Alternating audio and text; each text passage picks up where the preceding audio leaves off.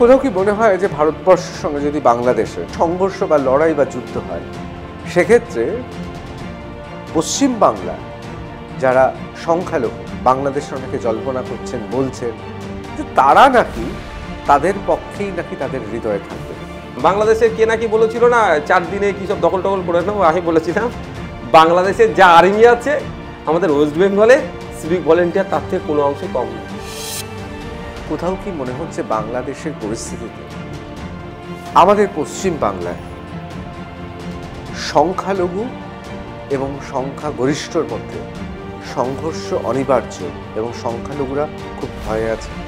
হ্যাঁ, এই বর্তমান পরিস্থিতি আপনি যদি বলেন যেভাবে প্রতিবেশী দুই রাষ্ট্রের মধ্যে জাতপাতের রাজনীতি হচ্ছে, যারা সংখ্যাগুরু তারা লাভবান হবে, এই দুটো রাষ্ট্রে যারা সংখ্যালঘু তারা ডিপ্রাইভ হবে।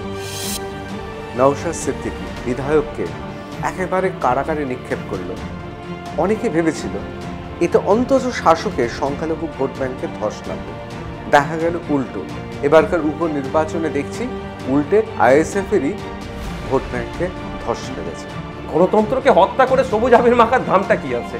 আপনি যেটা বলছেন ভোট কমেছে গণতন্ত্রকে হত্যা করে। গণতন্ত্রে সংখ্যালঘু একটা ভোট ব্যাংকের জন্য সংখ্যালঘু মুখী সবকিছু হয়, এই রকম অনেকেই বলে। আজকের দিনে দেখবেন দাড়ি টুপি আর গেরুয়া পোশাক মানুষের একটা এই প্রতি যেন একটা বিতৃষ্ণা তৈরি হচ্ছে।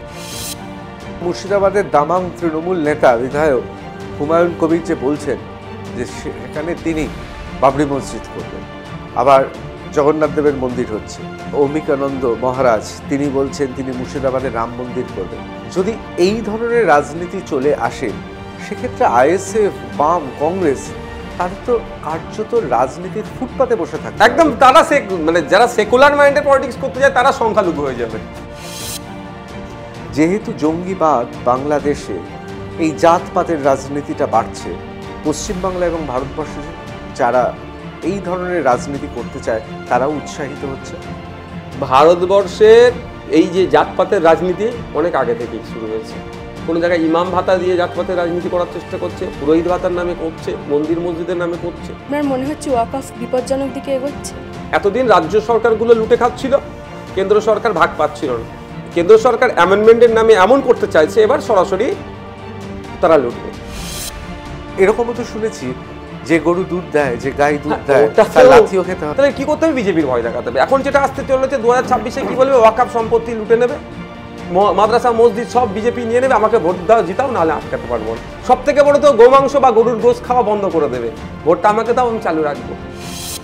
দেখুন the news room plus 18 December বুধবার সন্ধ্যে 6টায়।